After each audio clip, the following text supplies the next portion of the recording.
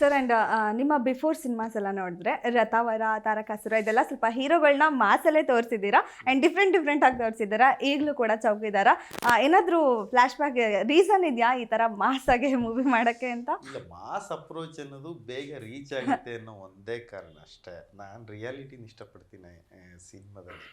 Real thing ನಾನು ಯಾರಾದರೂ act ಮಾಡ್ಬೇಕಾದ್ರೆ ಓವರ್ ಆ್ಯಕ್ಟ್ ಮಾಡಿದ್ರು ಒಪ್ಪಲ್ಲ. ಇಲ್ಲ ಓವರ್ ಆ್ಯಕ್ಟ್ ಮಾಡಬೇಡಿ. ನೀವು ನಾನು ಆಕ್ಟಿಂಗ್ ಅಂದರೆ ನಾನು ನಂಬಿರೋದೇನೆಂದರೆ just behaving. Acting is not an acting, it's just behaving ಅಂತ ನಾನು ನಂಬ್ತೀನಿ. ನಾನು ಬಿಹೇವ್ ಮಾಡಿ ಅಂತ ಹೇಳ್ತೀನಿ. ಅದೇ ಪಾತ್ರಗಳು ಹೇಗೆ ರಿಯಲ್ ಲೈಫಲ್ಲಿ ಇರ್ತಾರೆ ಆ ರೀತಿ ಕ್ಯಾಮ್ರಾ ಮುಂದೆ ಮಾಡಿ ಅಷ್ಟೇ ಅಂತ. ರಿಯಲಿ ಆಮೇಲೆ ಇವಾಗಿನ ಆಡಿಯನ್ಸ್ ಎಲ್ಲ ನಿಮಗೆ ಯಾಕೆ ಓ ಟಿ ಟಿಲೆಲ್ಲ ಸಿನಿಮಾಗಳು ಆ ಥರ ಇದಾಗ್ತವೆ ಅಂದರೆ ರಿಯಾಲಿಟಿನ ಇಷ್ಟಪಡ್ತಿದ್ದಾರೆ ಜನ. ನೀವು ತುಂಬ ಫೇಕಾಗಿ ಏನೋ ಮಾಡಿದ್ರೆ ನಗ್ಬಿಡ್ತಾರೆ, ಟ್ರೋಲ್ ಮಾಡ್ತಾರೆ. ಈಗ ಅದೆಲ್ಲ ಇರೋದ್ರಿಂದ ಅದನ್ನ ಅರ್ಥ ಮಾಡ್ಕೋಬೋದು ಅಷ್ಟೇ, ಇನ್ನೇನಿಲ್ಲ. ಮಾಸ್ ಅಪ್ ಇವ್ರನ್ನ ಆಡಿಯನ್ಸ್ನ ಗ್ಯಾದರ್ ಮಾಡೋಕ್ಕಷ್ಟೇ. ಓಕೆ ಸರ್, ಇನ್ನು ನಿಮ್ಮ ಪೇರ್ ನೋಡಿದ್ರೆ ಧನ್ಯಾ ರಾಮ್ಕುಮಾರ್ ಅವರು ದೊಡ್ಡ ಮನೆ ಅಂದ್ರೆ ನಮಗೆಲ್ರಿಗೂ ಒಂಥರ ಎಕ್ಸ್ಟ್ರಾ ರೆಸ್ಪೆಕ್ಟ್ ಒಂಥರ ಜಾಸ್ತಿ ಅಂತ. ಇನ್ನು ದೊಡ್ಡ ಮನೆ ಹುಡುಗಿ ಜೊತೆ ಆ್ಯಕ್ಟ್ ಮಾಡ್ತಾ ಇದ್ದೀವಿ ಅಂದಾಗ ಏನು ಅನ್ನಿಸ್ತು? ಸೊ ಆ್ಯಕ್ಟ್ ಮಾಡಿದ್ದು ಹೇಗಿತ್ತು ಅನುಭವ? ಇಲ್ಲ, ತೀರಾ ಕೋಆಪರೇಟಿವ್ ಇದ್ರು ಅವರು. ಆ್ಯಂಡ್ ಸ್ಪೆಷಲಿ ಸರ್ ಹೇಳಿದಾಗ ಅವ್ರ ಪ್ರೀವಿಯಸ್ ಸಿನಿಮಾಗಳು ನೋಡಿದ್ರೆ ಇದರಲ್ಲಿ ತೀರಾ ಡಿ ಗ್ಲಾಮ್ ಆಗಿ ಪಾತ್ರ ಮಾಡಿದ್ದಾರೆ. ಆ್ಯಂಡ್ ಅಷ್ಟೇ ಚೆನ್ನಾಗಿ ಮಾಡಿದ್ದಾರೆ. ನೋಡಿದಾಗ ನಿಜ ಅಂದರೆ ಏನಾಗುತ್ತೆ, ಈ ಸಿನಿಮಾದಲ್ಲಿ ಅವ್ರು ಮಾಡ್ಸಿರುವಂಥ ಕೆಲಸಗಳೆಲ್ಲ ರಿಯಲ್ ಲೈಫಲ್ಲಿ ಅಭ್ಯಾಸ ಇಲ್ಲ ಅಂದರೆ ಗೊತ್ತಾಗ್ಬಿಡುತ್ತೆ. ಬಟ್ ಆ್ಯಕ್ಚುಲಿ ಇವರು ಗೈಡ್ ಮಾಡಿದ್ರು ಆ್ಯಂಡ್ ಅವರು ಗೈಡೆನ್ಸ್ ತಗೊಂಡು ತುಂಬ ಚೆನ್ನಾಗಿ ಎಫರ್ಟ್ ಹಾಕಿ ಮಾಡಿರೋದ್ರಿಂದ ಆ ರೋಲ್ ಏನಿದೆ, ಪಾತ್ರ ಏನಿದೆ, ತುಂಬ ಎಫೆಕ್ಟಿವ್ ಆ್ಯಂಡ್ ತುಂಬ ಇಂಪಾರ್ಟೆಂಟ್ ಪಾತ್ರ ಅವ್ರದ್ದು. ಸಿನಿಮಾದಲ್ಲಿ ಒಂದು ಆಲ್ಮೋಸ್ಟ್ ಒಂದು ಟರ್ನಿಂಗ್ ಪಾಯಿಂಟ್ ಬರೋದೆ ಅವ್ರ ಪಾತ್ರದಿಂದ. ಸೊ ಅದನ್ನು ತುಂಬ ಚೆನ್ನಾಗಿ ನಿಭಾಯಿಸಿದ್ದಾರೆ. ಆ್ಯಂಡ್ ಶೂಟ್ ಟೈಮಲ್ಲೂ ಅಷ್ಟೇ ವೆರಿ ಸಪೋರ್ಟಿವ್. ನನಗೆ ನಿಜವಾಗ್ಲೂ ಎಲ್ಲೂ ಏನೂ ಅನಿಸಿಲ್ಲ, ಆ ಥರ ಇದ್ದರು. ಆ್ಯಂಡ್ ಭಾಳ ಖುಷಿ ಆಯ್ತು. ಆ್ಯಂಡ್ ಎಫರ್ಟ್ ಹಾಕಿದ್ದಾರೆ ಮೇಯ್ನಾಗಿ. ಅದು ನೀವು ಪ್ರಾಯಶಃ ಟೀಸರ್ ನೋಡಿದ್ರೆ ಅಥವಾ ನೆಕ್ಸ್ಟ್ ಬರೋ ಟ್ರೈಲರ್ ನೋಡಿದ್ರೆ ಅಥವಾ ಸಿನಿಮಾ ನೋಡಿದ್ರೆ ಎಲ್ಲರೂ ಹೇಳ್ತಾರೆ 100% saying she has put a lot of effort ಅಂತ. ಓಕೆ, ಹೀರೋ ಹೀರೋಯಿನ್ ಅಂತ ಅಂದರೆ ಆಲ್ಮೋಸ್ಟ್ ಕೆಮಿಸ್ಟ್ರಿ ಅಂತ ಕೇಳ್ತಾರೆ. ಸೊ ಹಾಗಾಗಿ ಕೆಮಿಸ್ಟ್ರಿ ಅಂತ ಕೇಳೋಕ್ಕೆ ಲವ್ ಸೀನ್ಸ್ ಎಲ್ಲ ಏನಾದರೂ ಇದೆಯಾ? ಹಾಂ, ಒಂದು ಸಾಂಗ್ ಇದೆ, ತುಂಬ ಚೆನ್ನಾಗಿರೋ ಸಾಂಗ್ ಇದೆ. ಅದು ಅಂಡಮಾನಲ್ಲಿ ನಾವು ಶೂಟ್ ಮಾಡಿದ್ದು. ಅದು ತುಂಬ ಚೆನ್ನಾಗಿ ಬಂದಿದೆ, ವಿಜುವಲಿ ಆಗಿರಲಿ, ಆಡಿಯೋ ಕೂಡ. ಸೀನಲ್ಲಿ ಕೆಮಿಸ್ಟ್ರಿ ಇಲ್ಲ. ಓಕೆ, ಇದು ಜನರಲ್ ಕ್ವಶನ್. ಎಲ್ಲರೂ ಹೀರೋ ಹೀರೋಯಿನ್ ಇದು ಕೇಳಿ. ಹೌದು, ಕೆಮಿಸ್ಟ್ರಿ, ಫಿಸಿಕ್ಸ್. ಹೀರೋ ಹೀರೋಯಿನ್ ಅಂದರೆ ಮೋಸ್ಟ್ ಆಫ್ ಈಗ ಯೂತ್ಸ್ ಎಲ್ಲ ಜಾಸ್ತಿ ಅದೇ ನೋಡ್ತಾರೆ. ನಾನು ಎಲ್ಲ ಟಿವಿಗಳಲ್ಲಿ ಇಂಟರ್ವ್ಯೂ ನೋಡಿದ್ದೇನೆ. ಹೀರೋ ಹೀರೋಯಿನ್ ಕೂತ್ಕೊಂಡ್ರೆ ಈ ಕ್ವಶನ್ ಆಂಕರ್ ಬಂದೇ ಬರುತ್ತೆ.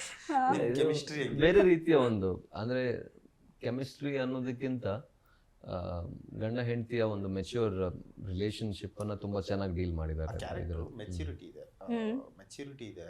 ಒಂದು ಸಿನಿಮಾ ನನಗೆ ಗೊತ್ತಿರಂಗೆ ಚೆನ್ನಾಗಾಗಂಥದ್ದು ಅದೇ ಎಲ್ಲನೂ ಕರ್ಕೊಳ್ಳುತ್ತೆ, ಕೂಡ್ ಬರುತ್ತೆ.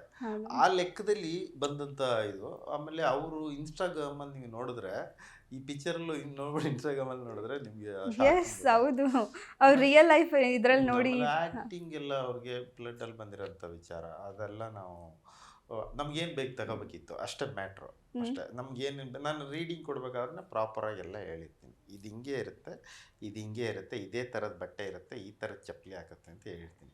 ಸೊ ಹಾಗಾಗಿ ಅವ್ರು ಅವರು ಅದನ್ನು ಒಪ್ಕೊಂಡ್ರೆ ಓಕೆ ಮಾಡೋಕ್ಕೆ ಅವ್ರು ರೆಡಿ ಇದ್ದಾರೆ. ಯಾಕಂದರೆ ಅವ್ರು ಅದಕ್ಕೆ ಮುಂಚೆ ಆ ಥರ ಕಂಡಿರಲ್ಲ.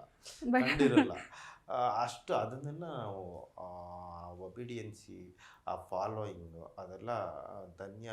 ಬೇರೆಯವರೆಲ್ಲ ಯಾರು ಕೆಲವರು ಭಯ ಇರುತ್ತೆ, ಅಯ್ಯೋ ಇವ್ರು ಮಾಡ್ತಾರಂತ.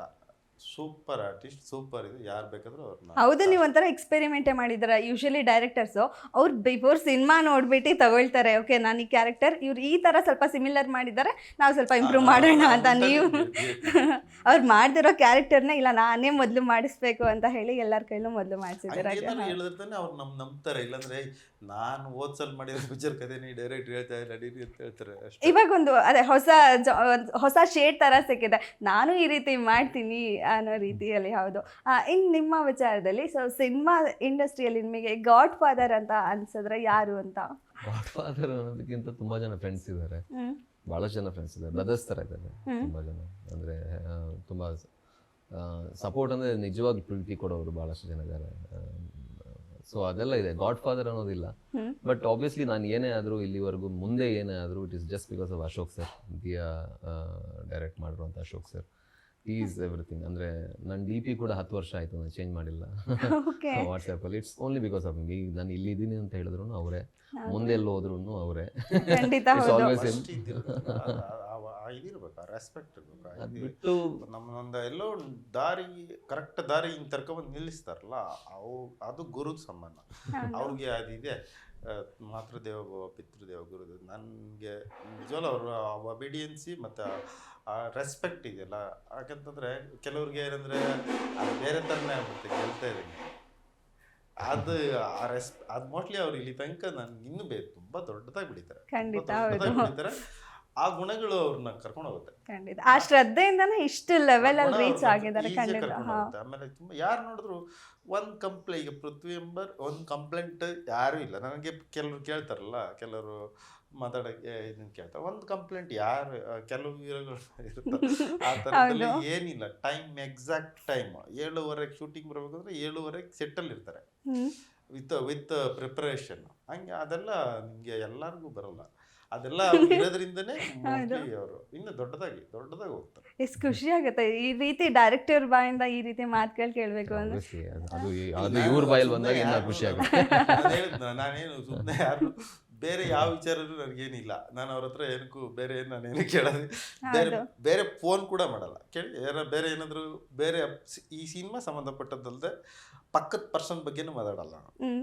ಅದಕ್ಕೇನು ಬೇಕು ಅಷ್ಟೇ ಮಾತಾಡೋದು, ಅಷ್ಟೇ ವಿಚಾರ. ಹಾಗಾಗಿ ಆಮೇಲೆ ತುಂಬ ಪ್ರೊಫೆಷನಲ್ ಅದಿರಬೇಕು. ಪ್ರೊಫೆಷನಲಿಸಮ್ ಇಲ್ಲ ಅಂತಂದರೆ ಸುಮ್ಮನೆ ನಾವು ಅವ್ರ ಬಗ್ಗೆ ಅವ್ರು ಹಿಂಗೆ ಇವ್ರು ಹಿಂಗೆ ಅದನ್ನು ಮಾತಾಡ್ಕೊಂಡು ಮಾಡೋಕ್ಕೆ ಕೆಲಸ ಇರಲ್ಲ. ಆ ಪ್ರೊಫೆಷನಲಿಸಮ್ ಇದೆ, ಅದು ಅವ್ರನ್ನ ಎಲ್ಲ ಕರ್ಕೊಂಡು ಹೋಗುತ್ತೆ, ಡೆಫಿನೆಟ್ಲಿ ಕರ್ಕೊಂಡು ಹೋಗುತ್ತೆ. ಆ್ಯಕ್ಚುಲಿ ಅದೇ ಯೂಶ್ವಲಿ ಎಲ್ಲರೂ ತಾಯಿ ಬಗ್ಗೆ ಸಿನಿಮಾಗಳು ಜಾಸ್ತಿ ಮಾಡ್ತಾರೆ. ಸೊ ನೀವು ತಂದೆ ಬಗ್ಗೆ ಸಿನಿಮಾ ಮಾಡಿರೋದು ತುಂಬ ಕಡಿಮೆ ಈ ರೀತಿ ತಂದೆ ಬಗ್ಗೆ ಸಿನಿಮಾ ಬರೋದು. ಸೊ ತಂದೆ ಬಗ್ಗೆ ಮಾಡಬೇಕು ಅಂತ ಅಂದ್ಕೊಂಡಿದ್ದು ಯಾಕೆ? ಅದೇ ಹಾಂ ಹೇಳ್ದಂಗೆ ಎಲ್ಲರೂ ತಾಯಿನೇ ಅಂದರೆ ಹೌದು. ಅದರಲ್ಲಿ ಐ ಲವ್ ಮೈ ಮದರ್. ನಾನು ಆ್ಯಕ್ಚುಲಿ ನನ್ನ ತಂದೆಗೆ ನನ್ನ ತಾಯಿ ಇಷ್ಟಪಡ್ತೀನಿ. ಸಿನಿಮಾ ಬೇರೆ, ಒರಿಜಿನಲ್ ಲೈಫ್ ಬೇರೆ ಇರುತ್ತೆ. ನನ್ನ ತಾಯಿಗೆ ನಂಗೆ ತುಂಬ ಇಷ್ಟ. ಅದು ಏನಕ್ಕೆ ಅಂತ ಅದು ಎಲ್ಲರಿಗೂ ಅವ್ರ ತಾಯಿ ಅವರು ಅನಿಸುತ್ತೆ. ಅದರಲ್ಲಿ ನನಗೆ ತಂದೆಗಿಂತ ತಾಯಿ ನಿಜವಾಗ್ಲೂ ಇಷ್ಟ. ಬಟ್ ಆದರೆ ತಂದೆ ಸ್ಯಾಕ್ರಿಫೈಸ್ನ ಯಾರು ಕಾಣಲ್ಲ ಸರ್. ತಾಯಿ ಮಾಡೋದು ಪ್ರೀತಿ ತೋರ್ಸೋದ್ ಮೇಲ್ ಕಾಣುತ್ತೆ, ಬಟ್ ತಂದೆನೂ ಅಷ್ಟೇ ಕಷ್ಟಪಡ್ತಾರೆ, ಗೊತ್ತಾಗ ನಿಂತ್ಕೋತಾರೆ ನಮ್ಮ. ಅಯ್ಯೋ ನನ್ನ ಮಗ ಅವ್ನ ಕಾಲ ಮೇಲೆ ನಿಂತ್ಕೊಂಡು ಅದು ದುಡಿಯಂಗೆ ಆಗ್ಬಿಡ್ಲಿ ಅಂತ ಅವ್ರು ಎಷ್ಟು ಅಂದ್ಕೋತಾರೆ ಅಂತ ನಾವು ತಂದೆ ಆದಾಗ ಗೊತ್ತಾಗುತ್ತೆ. ಅವ್ನು ದುಡಿಯಂಗಾಗಿ ನಾನು ಸತ್ತು